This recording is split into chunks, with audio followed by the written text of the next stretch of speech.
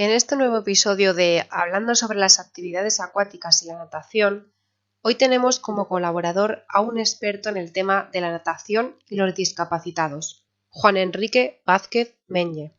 Juan Vázquez es doctor en Psicología Clínica y de la Salud, entrenador superior de natación, profesor de la Universidad Europea de Madrid. Su trabajo se centra en la educación física adaptada para personas con discapacidad e intervención en el medio acuático para discapacitados. Ha sido responsable de la Selección Española de Natación de la Federación Española de Deportes para Personas con Discapacidad Intelectual. Además, fue uno de los impulsores del Centro Pixineos, en Madrid. ¿Qué beneficios le aporta el agua a las personas con alguna discapacidad que no le aporte el medio terrestre? Nosotros, todos los seres humanos, nacemos de una sola célula que se desarrolla y ese desarrollo se lleva a cabo a lo largo de 3 capas. Y en este caso, la piel y el sistema nervioso son generados ambos en exclusividad, son generados por la primera capa. Quiere decir que cuando tú estás en contacto con el agua, pues tu piel está en contacto con la misma, pero no solo está la piel en contacto con el agua, sino que está en contacto todo el sistema nervioso. El central, el autónomo y el autónomo en sus dos vertientes de simpático y parasimpático. Y el simpático y el parasimpático tienen una conexión tremenda con todos los órganos del cuerpo vitales, como riñones, hígado, etcétera, a través del tracto que se llama reticuloespinal. Y quiere decir que solamente por el hecho de meterte en el agua, ya todo tu organismo está recibiendo algo. Si tú cuidas ese medio en el que lo estás metiendo a los niños, si le das la temperatura adecuada y le das las personas adecuadas y el ambiente adecuado para que la experiencia resulte agradable, pues cualquier cuerpo que está metido dentro del agua está recibiendo, además de todo lo que tú hayas programado, está recibiendo como bienestar, ¿no? De alguna manera. De modo que yo creo que un abrazo de ese tipo no lo tienes en ningún sitio, nada más que en el medio acuático. Usted es doctor en psicología. Además de los beneficios físicos que tiene la práctica de la natación en personas discapacitadas, ¿qué cree que puede aportarles este deporte a nivel psíquico? El agua en sí no tiene por qué aportar ningún beneficio psíquico. Yo creo que el agua y lo que tú organices con respecto al agua, vamos a ver, cualquier ser humano tiene lo que se llaman delante siempre unos factores dominantes del campo perceptivo.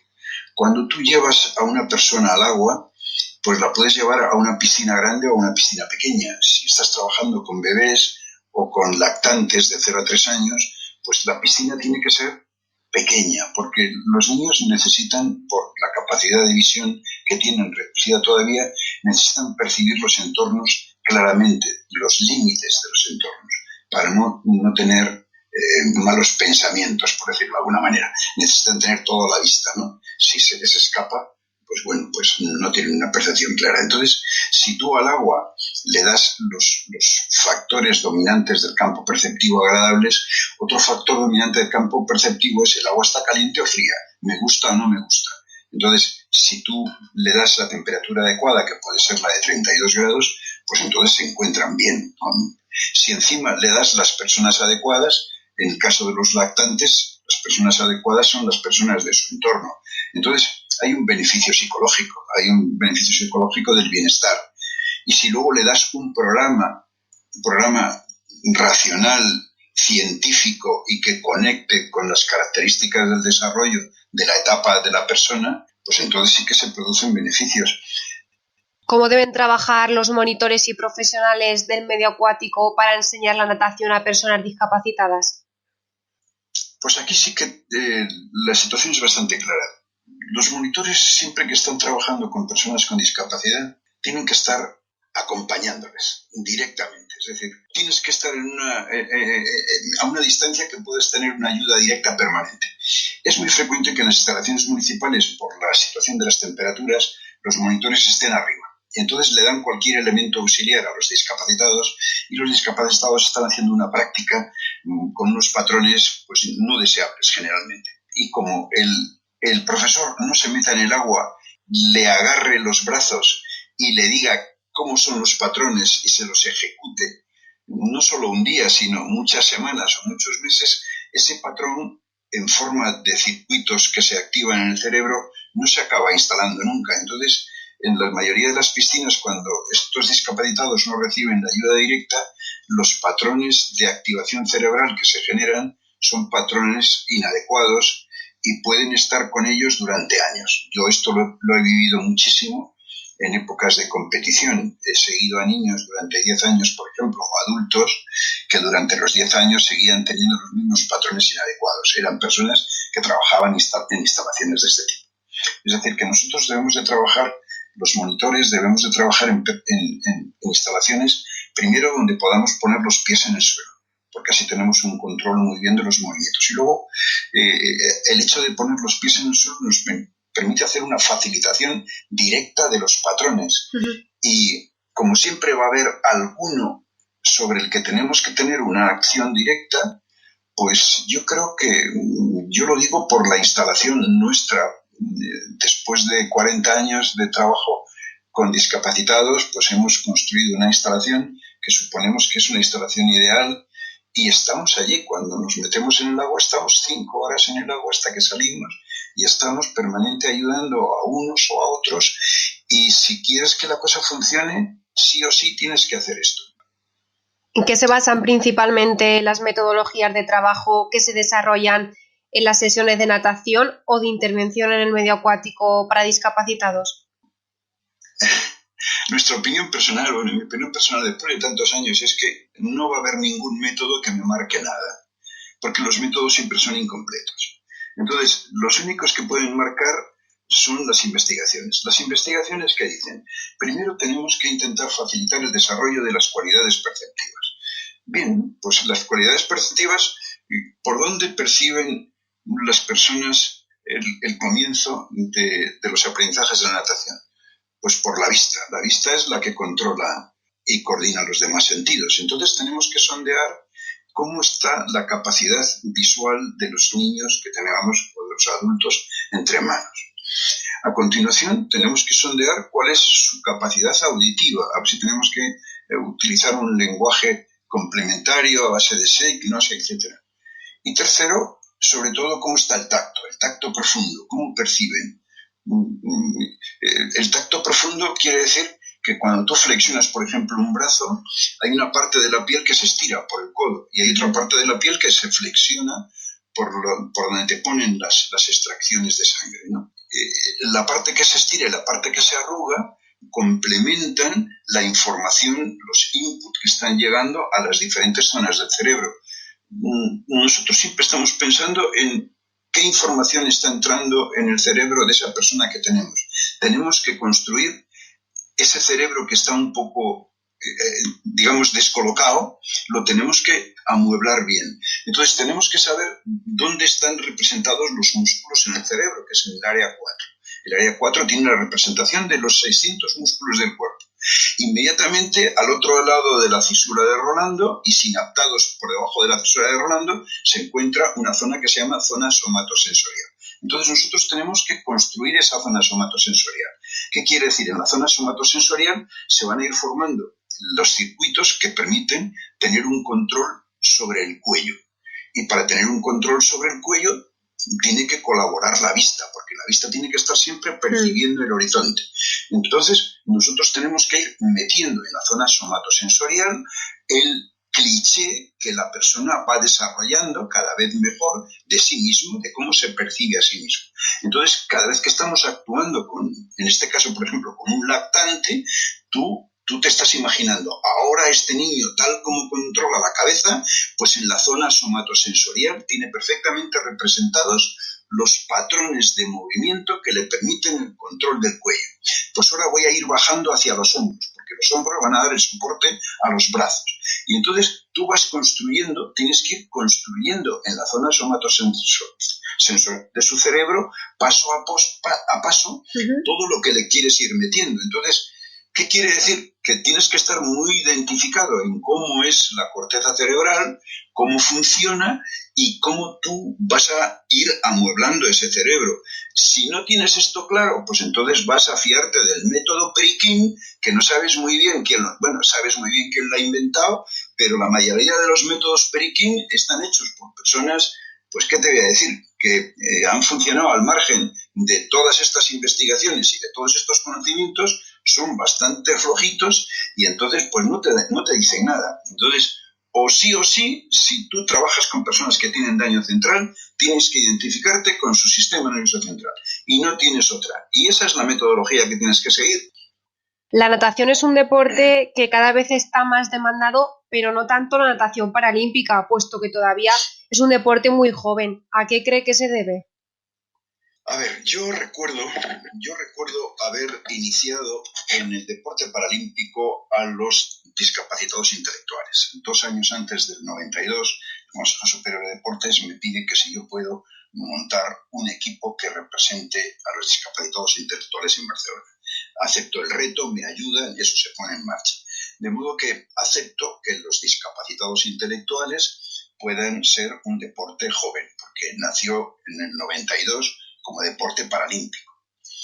Pero yo creo que las competiciones de discapacitados son más viejas. Por ejemplo, yo recuerdo haber estado en el primer campeonato del mundo en Suecia, cuando se creó la Asociación Internacional de Deportes para Personas con Discapacidad Intelectual, que era una federación internacional, Federación Internacional de Deportes para Personas con Discapacidad. El primer campeonato del mundo de natación artística en el año 88 en Suecia.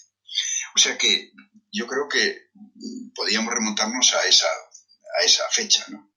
Y luego, pues los discapacitados intelectuales han estado siempre, anterior a esas fechas, han estado participando en campeonatos locales, pero yo creo que no, cuando participan en campeonatos locales lo hacen con equipos de escuelas que tienen alguna piscina o que llevan a los niños, pero van siempre en situaciones muy precarias.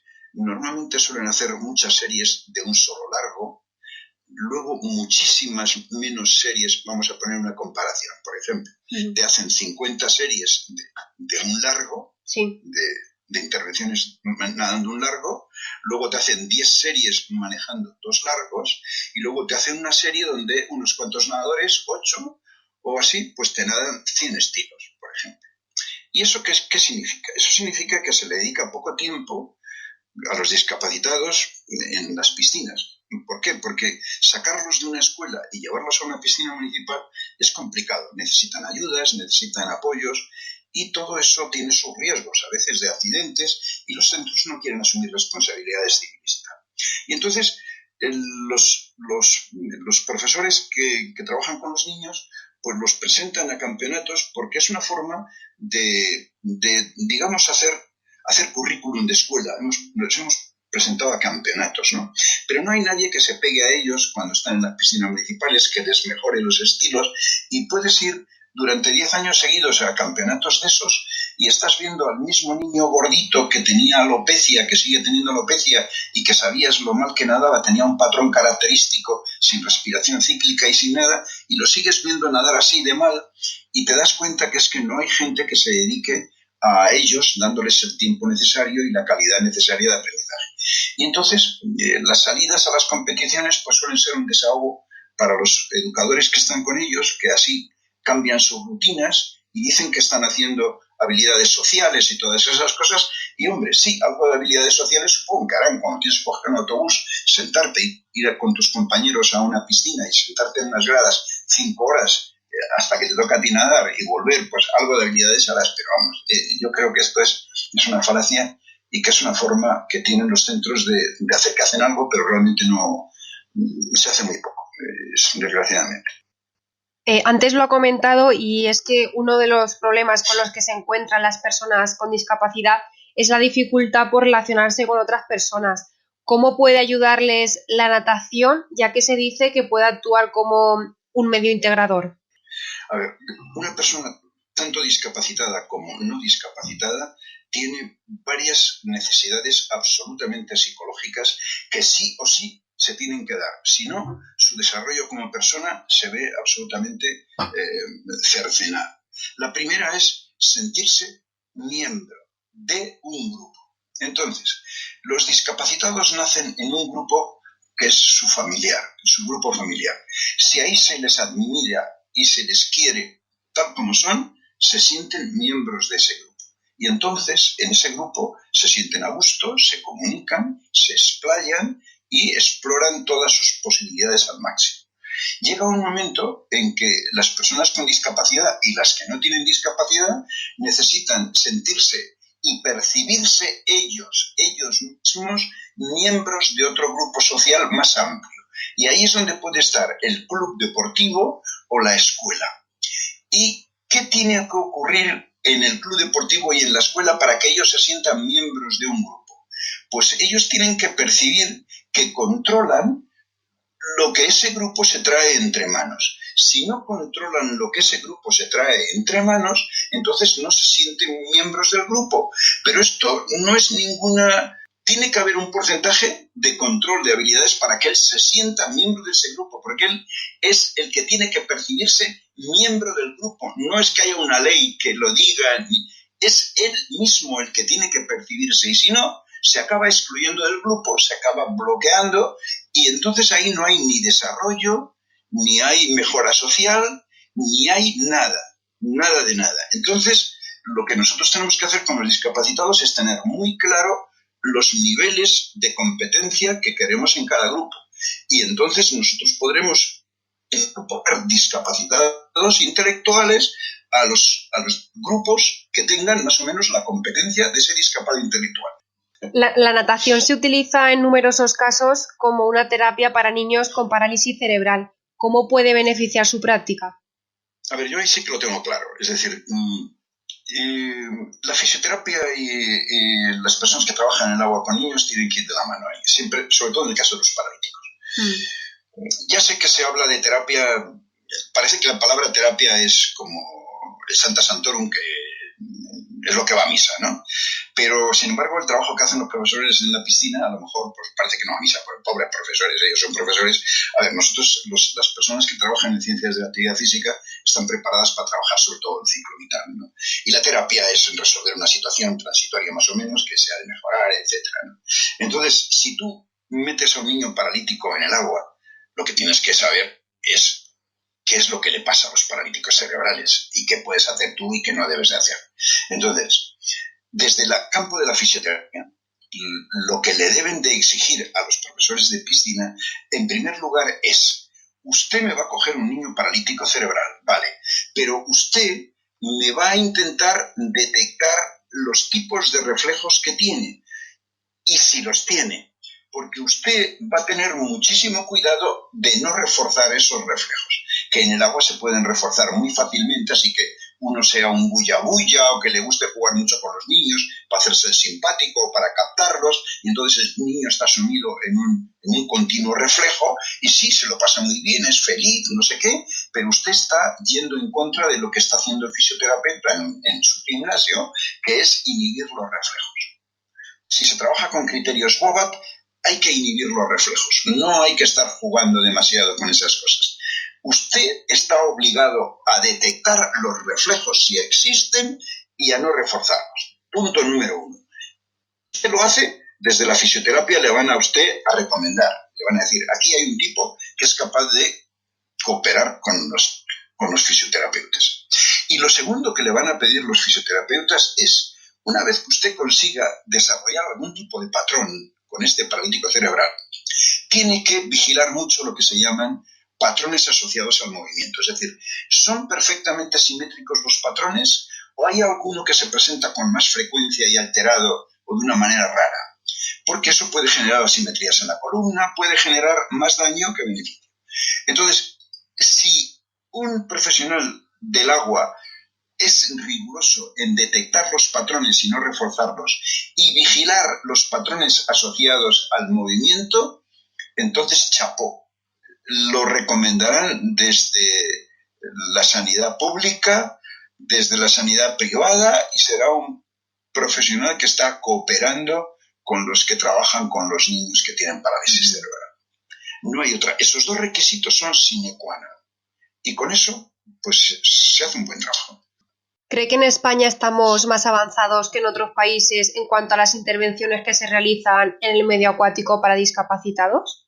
He estado ante profesionales finlandeses, he estado ante profesionales del mundo anglosajón, americanos, ingleses, etcétera, y nunca me he encontrado en inferioridad de condiciones de ellos.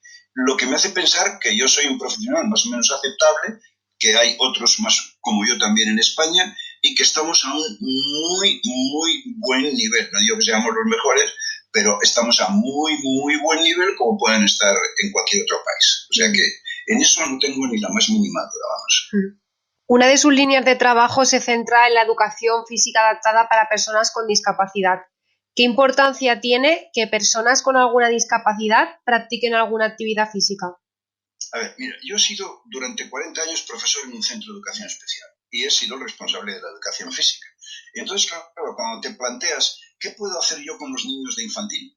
Pues sondeas durante una serie de años lo que puedes hacer con los niños de infantil y te das cuenta que puedes hacer unas cosas y no puedes hacer otras. Bien, después te planteas qué puedes hacer con los niños del primer ciclo y te das cuenta que puedes hacer unas cosas que son por encima de lo que hacen los de infantil y así sucesivamente con todos los ciclos. Después de trabajar 15 años en un centro en lo que se llama educación física, pues te das cuenta de lo que se puede hacer por ciclos. Y entonces elaboras un documento muy potente que le llamas diseño curricular de educación física y donde tienes tú los 5 objetivos de la educación física perfectamente fundamentados, etcétera, y lo que se puede ir haciendo por ciclos. Y entonces te das cuenta que después de hacer un recorrido en educación física a lo largo de una etapa escolar, los niños pueden estar en condiciones de hacer lo que se llama el deporte. Porque tú imagínate cualquier niño sano yendo a un campeonato de España del deporte que sea sin haber hecho educación física. Es que esto no se lo puede imaginar nadie. Bueno, pues esto ocurre en discapacidad. De repente un niño está trabajando en un centro donde no se hace educación física, se hace una educación física mediocre y como sabe dar 4 zarpazos al agua, lo presentan a los campeonatos, etcétera. Bueno, quiero decirte con esto que hacer actividad física no es hacer educación física. La educación física te permite desarrollar unas habilidades que te permiten jugar. Sin habilidades no hay juego. Y solamente cuando tienes habilidades y puedes jugar, puedes pasar al deporte. El deporte es el juego de los que maduraron. Y entiendo el deporte así, porque así lo entiende la Federación Internacional de Educación Física. Igual que hay un manual para las enfermedades de desorden mental, en este momento el DSM-5, o igual que hay un manual para las patologías normales en todo el mundo, que es el CIE-10, pues hay un manual que define qué es cada cosa en educación física, que es el manual FIE de la Federación Internacional de Educación Física, que se ha puesto al día en el cambio de siglo. Cuando hemos pasado del 20 al 21 se han revisado todos los... Y entonces la educación física se ha definido como el elemento de la educación, es decir, es un elemento educativo que utiliza sistemáticamente. Sistemáticamente quiere decir a lo largo de los ciclos escolares y de desarrollo, las actividades físicas como su medio. Y eso se puede desarrollar en el agua, se puede desarrollar en la nieve, se puede desarrollar en el aire. Si tú tienes una cámara ingrávida, pues lo metes ahí, puedes hacer educación física. Y tú puedes hacer educación física en el agua. Yo tenía la suerte de trabajar en un centro que hacíamos educación física y teníamos piscina. Entonces, lo que trabajábamos fuera, a veces lo reforzábamos en la piscina y al revés. Y lo puedes ir haciendo en paralelo, ¿no? Entonces, claro que es interesante hacer actividad física. Pero lo más importante es hacer educación física y saber qué se está haciendo y qué se está dejando de hacer. Quería hacerle una última pregunta antes de finalizar la entrevista. ¿Puede darles algún consejo a los padres que tienen a niños con alguna discapacidad sobre el medio acuático en general? Soy coherente con lo que te voy a decir, porque nosotros lo recomendamos así. Le decimos a los padres, a ver, si oyes hablar que los niños pueden aprender a nadar antes que a andar, no te lo creas, es una mentira. En el agua se pueden hacer muchas cosas, pero jugando. Es decir, si tú eres padre de un niño con discapacidad, vete a la piscina con tus hijos a disfrutar, a pasártelo bien, y no le pongas en manos de ningún profesional durante los 3 primeros años de la vida. Vive con el niño en familia y disfruta. ¿Qué suele ocurrir? Que los padres que tienen niños con discapacidad prefieren que eso se lo hagan otros profesores. Como ese suele ser el sentir de la mayoría de los padres, porque nosotros tenemos 180 familias en nuestro centro, pues yo les digo, mira, ¿estás haciendo estimulación temprana? Sí, pues sigue haciendo estimulación temprana y durante los 3 primeros años de la vida trabaja en el baño de tu casa. Le damos un programa de baño de referencia, filmado, etcétera, supongo que interesante y tal, que les dan pista para que ellos trabajen. Y cuando vayas a la piscina con tu hijo, disfruta con él. Y luego, mientras, pregunta, indaga, busca donde hay una piscina adecuada, que tiene que ser pequeña, y sobre todo, indaga que te va a coger ese niño, una persona experta, una persona con conocimientos sólidos, si es posible que tenga publicaciones, que tenga un prestigio, que el prestigio le venga procedente del criterio de las personas que han estado trabajando con él, de los miembros de su profesión en primer lugar, que lo valoren, que sepan que es uno de los buenos, etcétera, y luego pues que el boca a boca diga que es una persona fiable, que, bueno, que tiene una trayectoria. Pues por mi parte, muchísimas gracias, Juan, por su colaboración en este proyecto y por hablarnos sobre la natación para personas discapacitadas. Pues a ti.